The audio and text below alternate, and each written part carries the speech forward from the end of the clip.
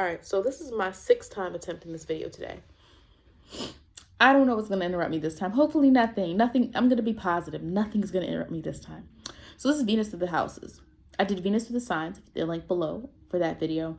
That talks more about the traits of your Venus sign and how you might view love and how you might view money and possessions. Venus is not just this planet of love. If we really want to dive deeper, it is also about harmony. It's about partnerships. It is about what you attract. It is about money and possessions as well. So Venus, I look at Venus as also this idea of like the things that you're attracted to and how you attract those things. Okay. And so we're just going to jump into Venus in the first house. So Venus in the first house, first of all, Venus and Mars are opposite, completely opposite ends of the spectrum. Mars is aggressive and it rules the first house. It's dominant. It also rules the eighth house. But Mars is dominant. It is action-packed. Venus is relaxed. Venus is relaxed. Venus is about calm. It's about peace. It's about harmony, partnership, collaboration, possessions, earning, gaining what you need, being content, right? Attracting the things that you need. And so Mars is about getting those things. So there you have completely different planets. So anytime someone's Venus is in the first house, or anytime your planet is in a house that it really doesn't work well in, there can be some difficulties. So the experience of the Venus in the first house person can sometimes be kind of struggling to understand love, because it's almost like this urge to be independent, because the first house is of self and it's of self-identity, and it's about your expression and, what you personally express to the world about yourself. But Venus isn't really about just yourself. And so sometimes they can struggle to understand love in the way in which it needs to be experienced. Sometimes they can struggle with like being really independent, but also wanting a partnership and really understanding when to give and what to get and when to receive. So Venus and first house people can go through a lot of different experiences trying to understand love, right? Not just through their perspective, but from the perspective of someone else. It is a fire house. It is an angular house, which means cardinal, which means action. So Venus in the first house people, a lot of them first house meet either a partner through them making the first move. So your Venus can also give clues to how you might meet some of your significant partners. By significant partners, I don't always mean a marriage partner. I mean someone in your life that you had a significant, important relationship with. Whether it ended or not, you learned something and this was an important part of your life. And so, typically Venus in the first house people made the first move, or they made it known to this person. Now, the way they do it is going to be different versus a Venus in Gemini versus a Venus in Taurus versus a Venus in Virgo versus a Venus in Sagittarius might go about doing this differently. But at the end of the day, Venus in the first house likes to make it known what they want and who they want. Okay. But again, they do have to learn the true essence of partnership, and sometimes can struggle because Mars is about action and Venus is the complete opposite of that. And so Venus in the first house people sometimes can struggle with that aspect of a relationship.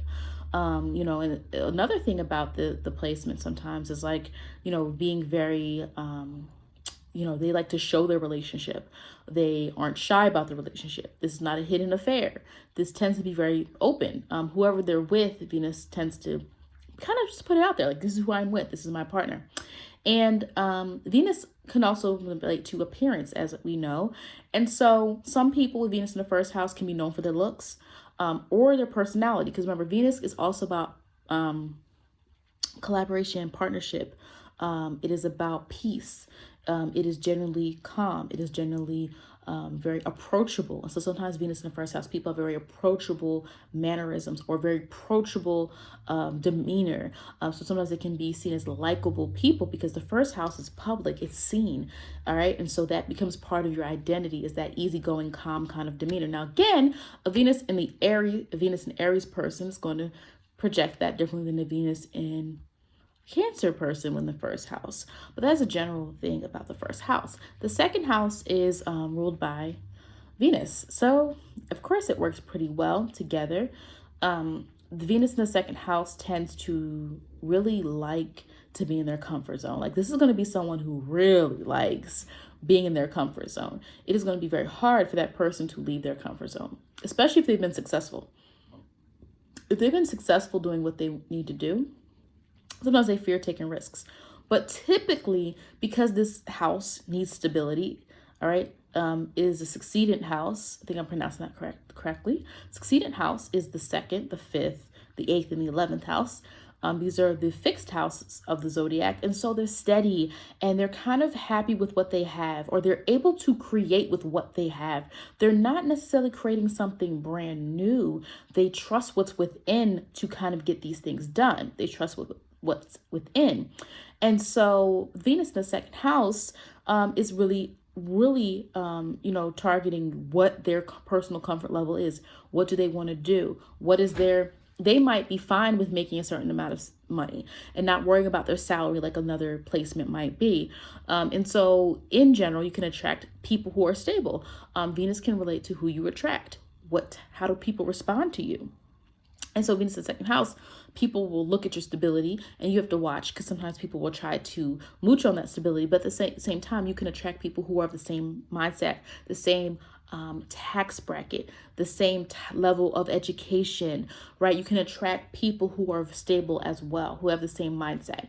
If you are Venus in the second house and you have not been in a relationship that you felt was fulfilling, it can also be because you don't feel that the person values what you value.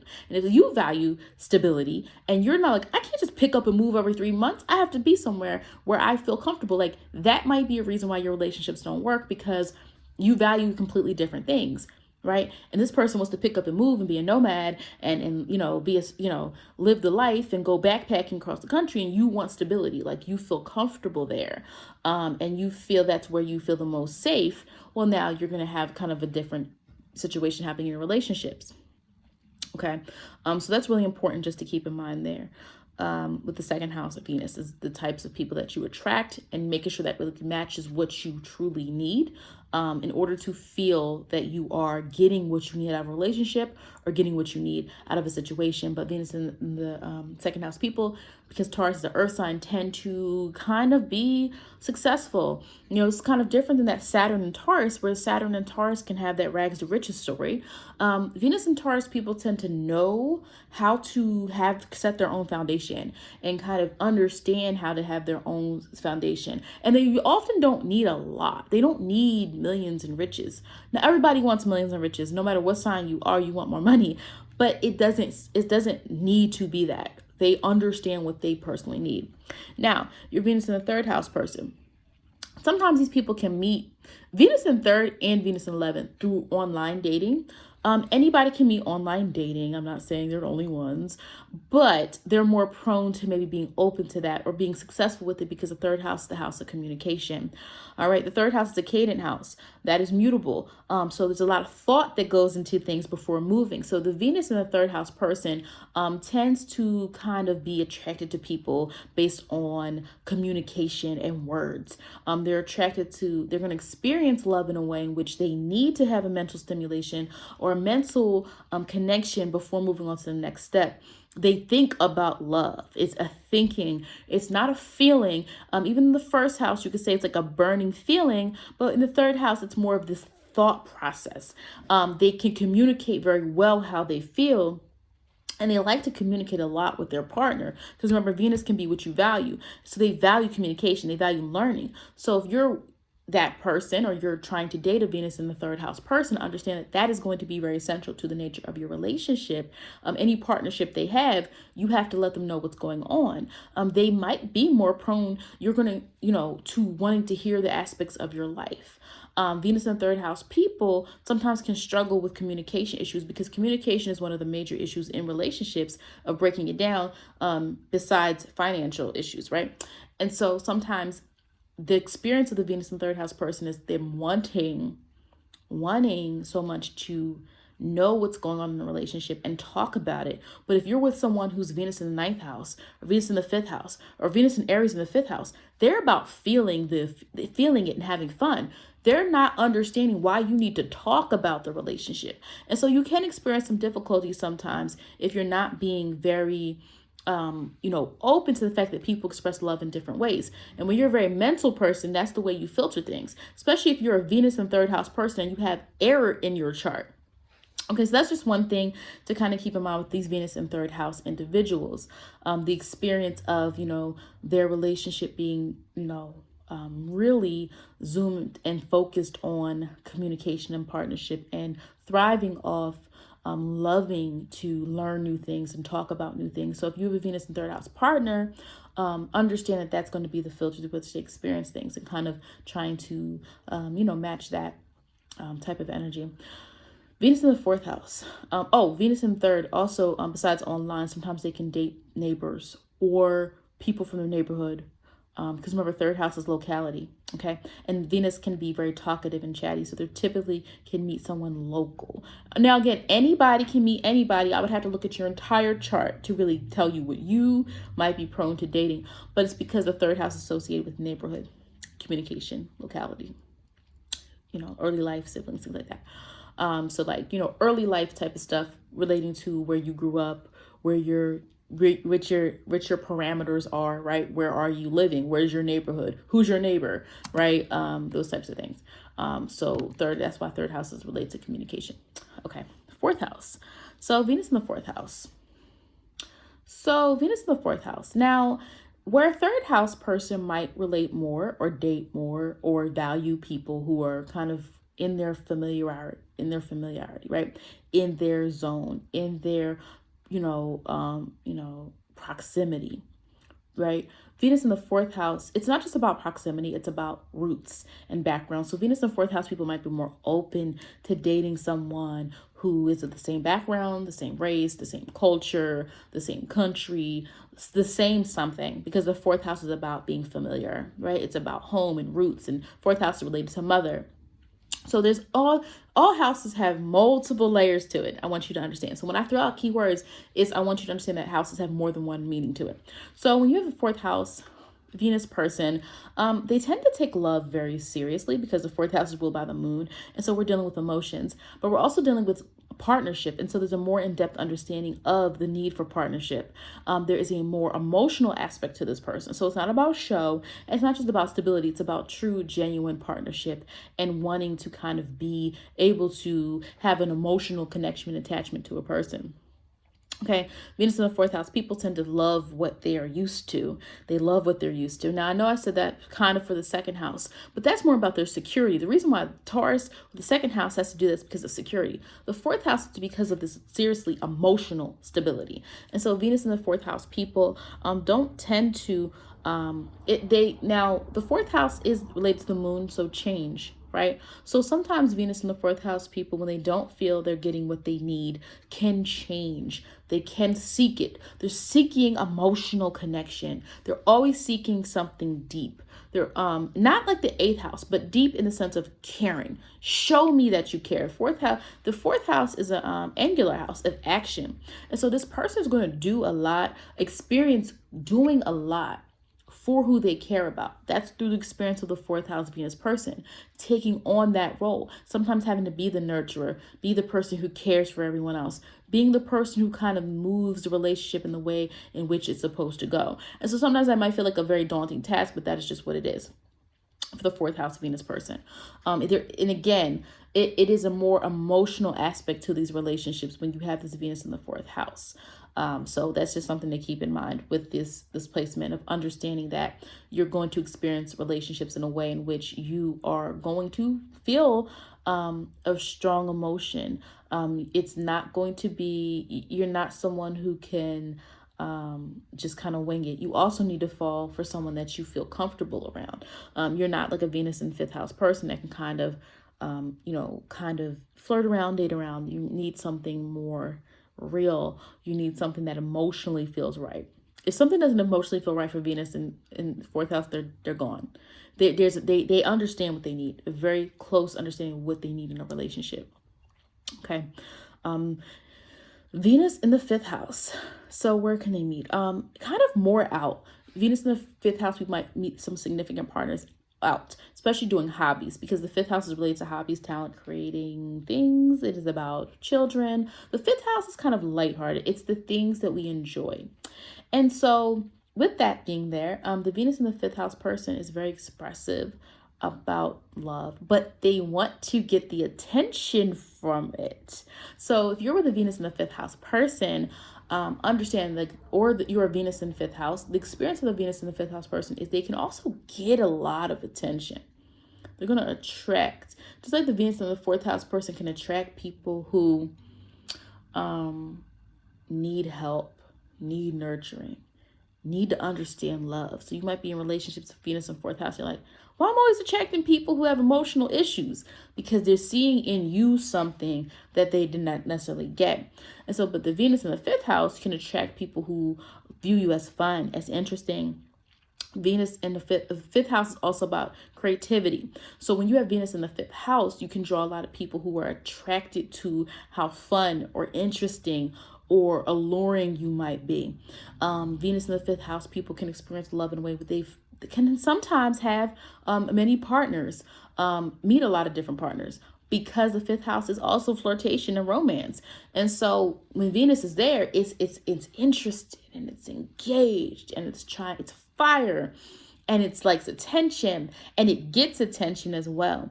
The fifth house though is a succeedant house. So it's fixed. The fifth house has a strong, confident air to them. All of these, the second, the fifth, the eighth, and the 11th are fixed. So there's a certain level of confidence there. Right. So the Venus in fifth house person, it's not that they're dating to fill some type of void necessarily. Now, again, it depends on the person. But they can have a lot of fun. So they'll sometimes meet partners through those activities, through their hobbies.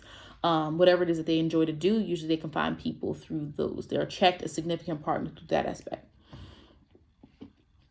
All right. Venus in the sixth house. So Venus in the sixth house. Interesting thing about Venus in the sixth house. Sixth house ruled by Mercury, has Virgo energy in it.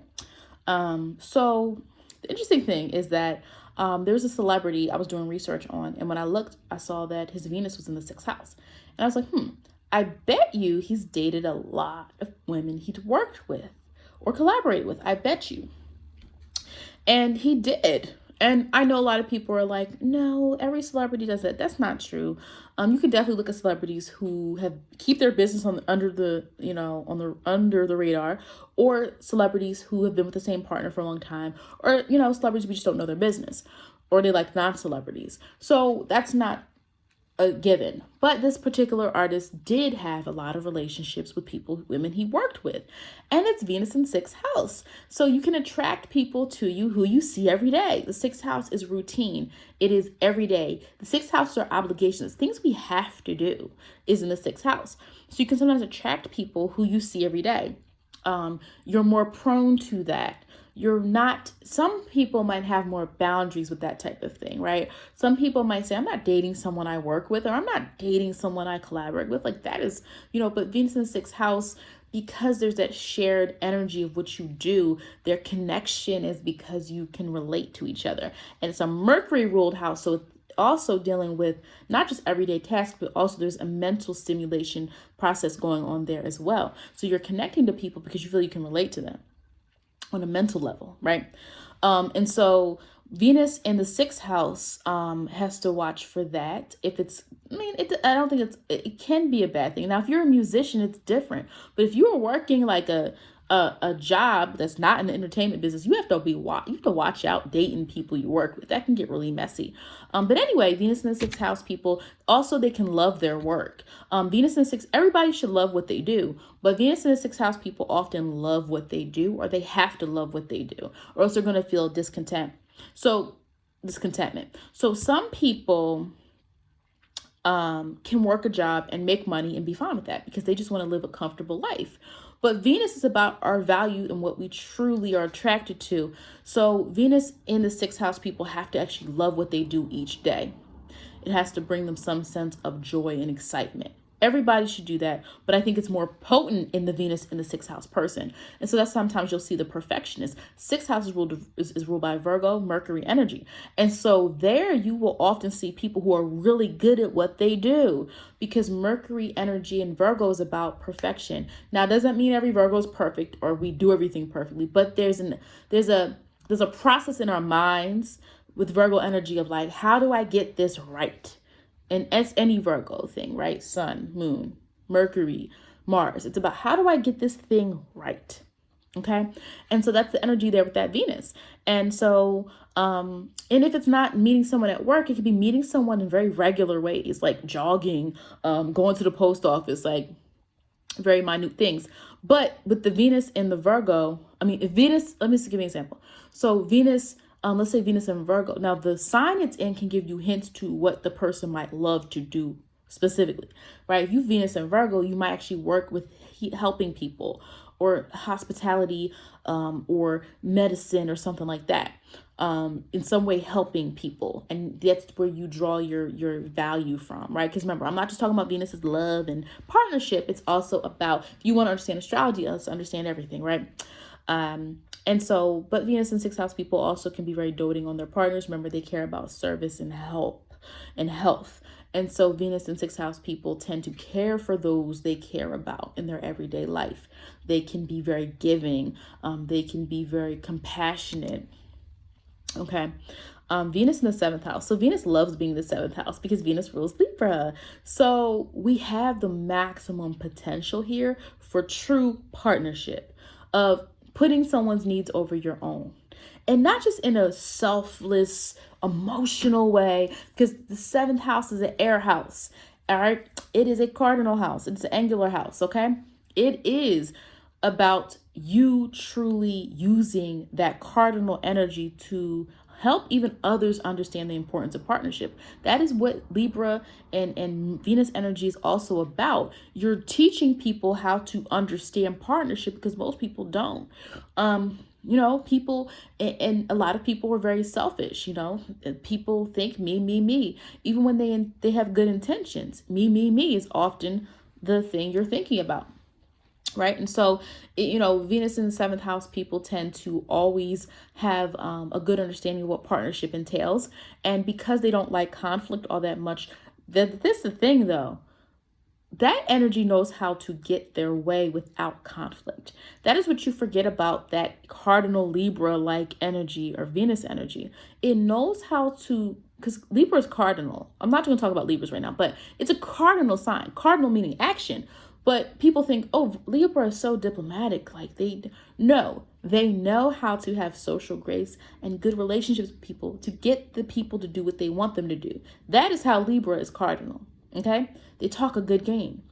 But when Venus in the seventh house, you can attract partners in almost any type of situation. Doesn't mean they're all partners you should date, but Venus in seventh house people can relate to others very well.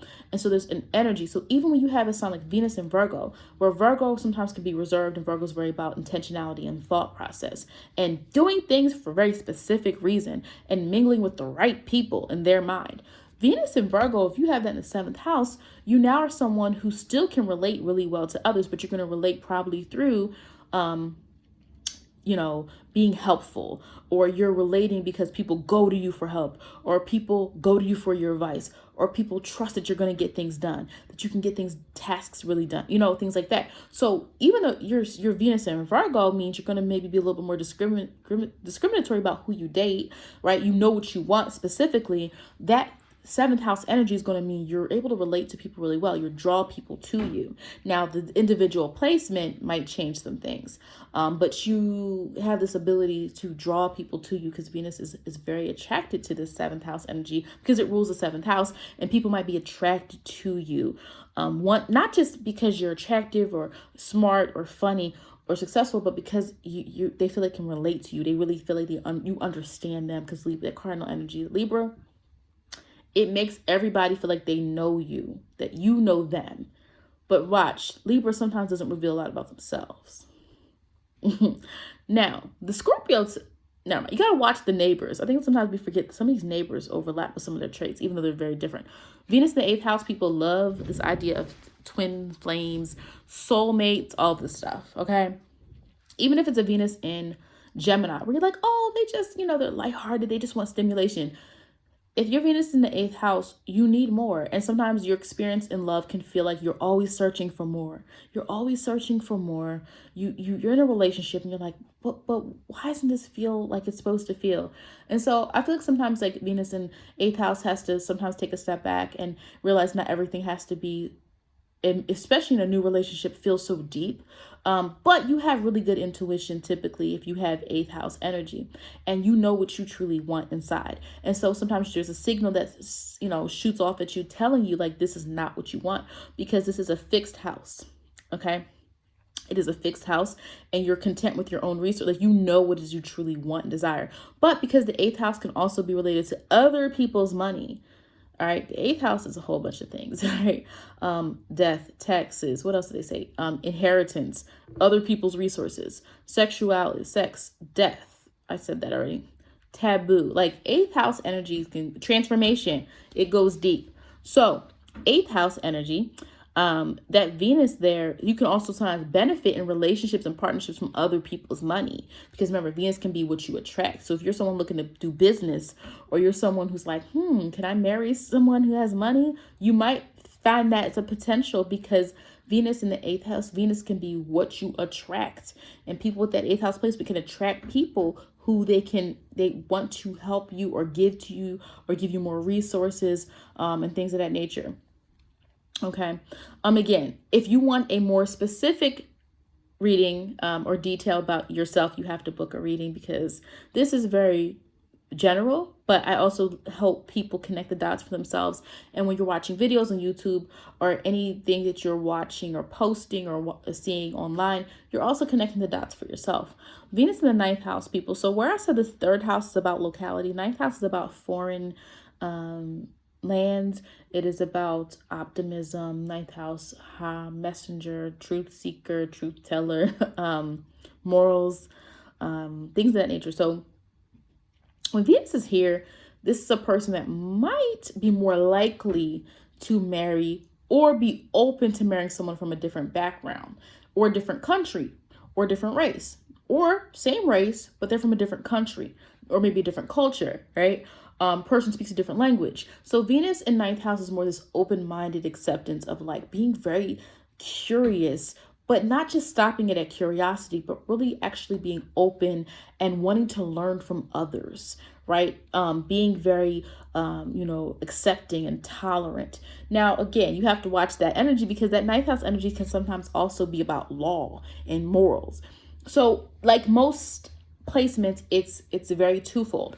But for the most part, your Venus and ninth house person is kind of adventurous, though, in love. They like the relationship to feel like it's growing. It needs purpose. I feel like you can have a Venus and second house person who's more content with like, hey, we help each other out. We're okay financially. This is fine. But your Venus and ninth house person might need more, right? And not more like eighth house Venus wants more soul quenching love. And they might meet someone through, sometimes, I didn't talk about that. The eighth house, where you can meet people sometimes you might meet a significant partner when you're going through a tough time, when you're going through a period of transformation. Sometimes your Venus can give you clues to when or how you will meet your partner or significant partner. I've already said in this video what I view as a significant partner. Anyone that you've had a meaningful relationship with is what I call that. And remember, transits matter too. So if I'm saying something and it hasn't happened for you yet, it also could be because your transits aren't, aligned there yet. So yeah, Venus and ninth house people can sometimes meet people abroad, meet people through learning experiences, meet people through venturing out. So you ventured out, you did something kind of far out, and you meet someone. That's because you're open to it and you value those experiences. And when you meet someone who you see doing the same thing as you, regardless of what your placements are, you sometimes gravitate to these people, right? They're attracted to you, you're attracted to them because you're doing the same thing. You're open. And Venus and ninth house people, the experience in love is sometimes a roller coaster. Because they love to also take up a cause or something big, kind of like Aquarius, but a little bit different, because at first Sagittarius is going to be in depth and they're going to be so curious about you. They're going to want to know everything about you. They're going to ask all these questions and they're going to seem so into you. But remember, Sagittarius needs purpose. And so you have to understand that in the relationship, if they start to feel there's no purpose, there's no growth, there's no, bigger picture, that is when sometimes you see that Sagittarius move on to someone else, because all of a sudden now Gemini, or the third house, needs stimulation. Ninth house needs purpose. Where is this going? What are we doing? Here's my purpose in life. If you don't match that, I'm not going to be in a relationship with you. So sometimes the Venus ninth house people can forego relationships because they feel their partner doesn't really give them what it is that they want, or the partner doesn't understand what they are trying to do, or their need for adventure and their need for the relationship to always be moving up, building up, building up, building up. What are we doing? What's the purpose? Not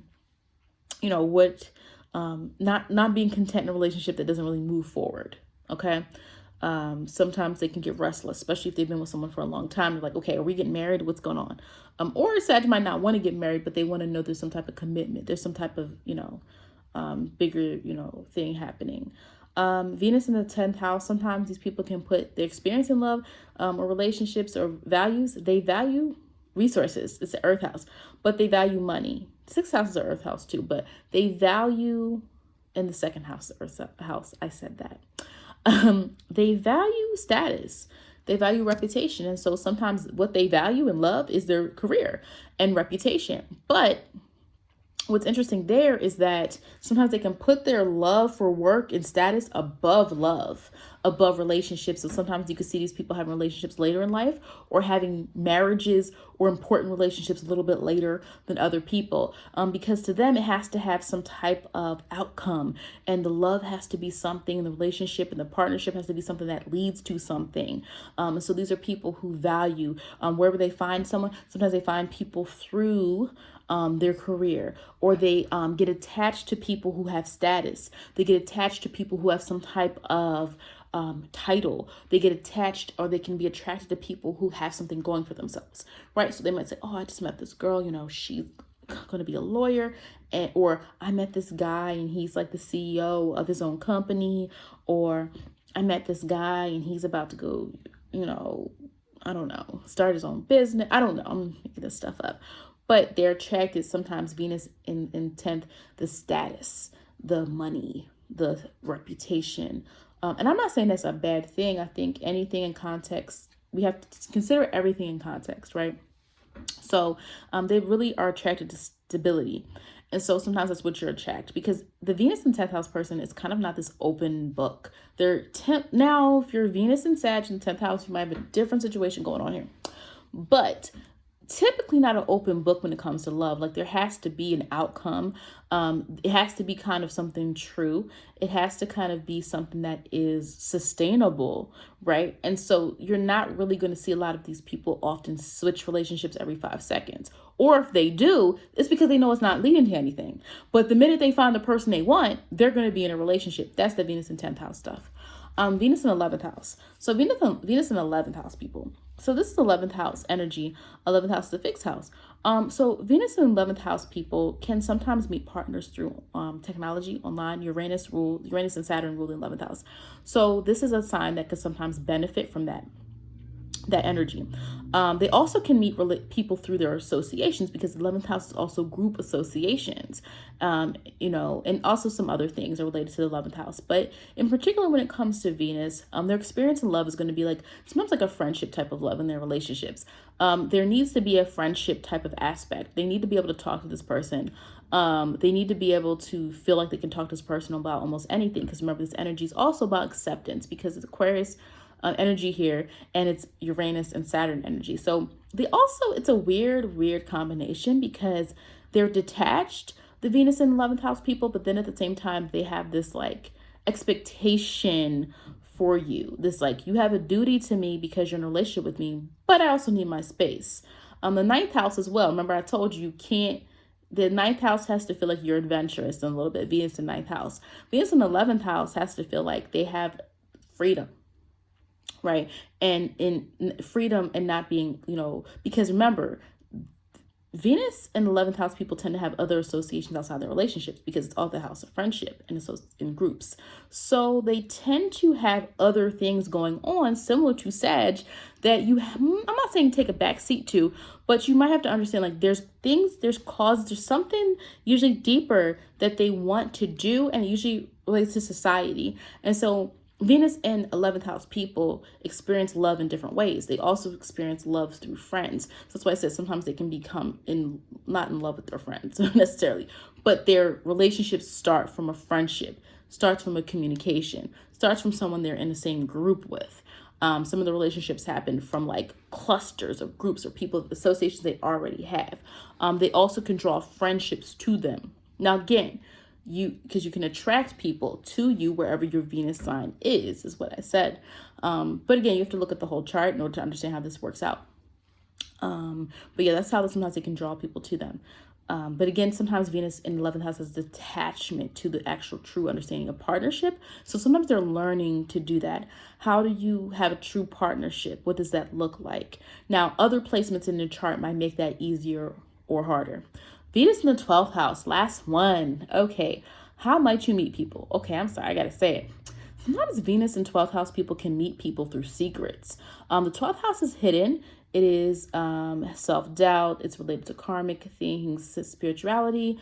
So there are some Venus placement people in the 12th house who definitely have the spiritual connection, karmic relationships, things of that nature.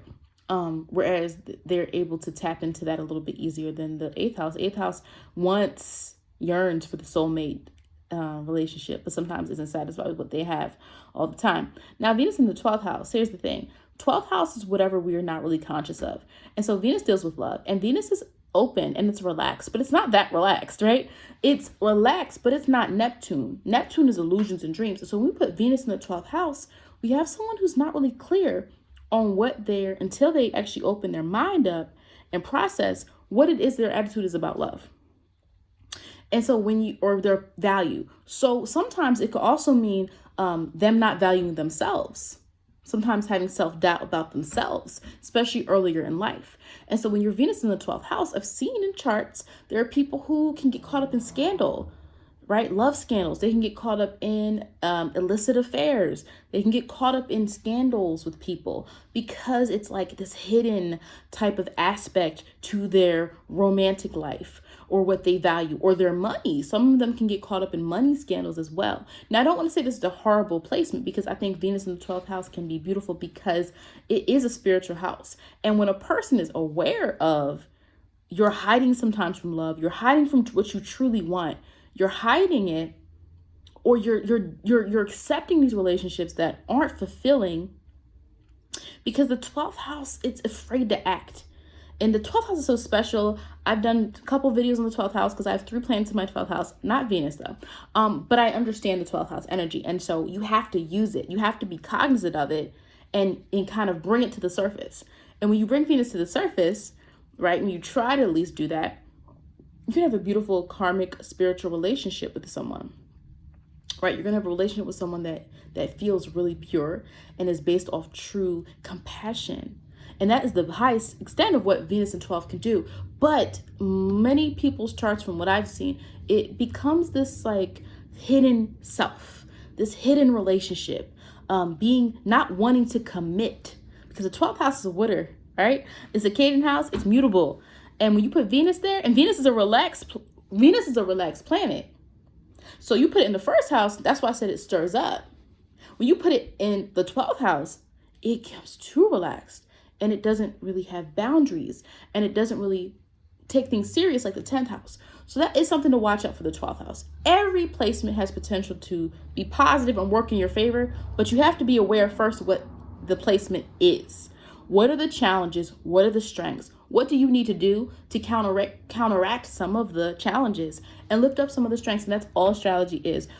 Learning it, understanding your chart, and using the positive to influence your life and working through your challenges, knowing what challenges are going to happen and being prepared for them.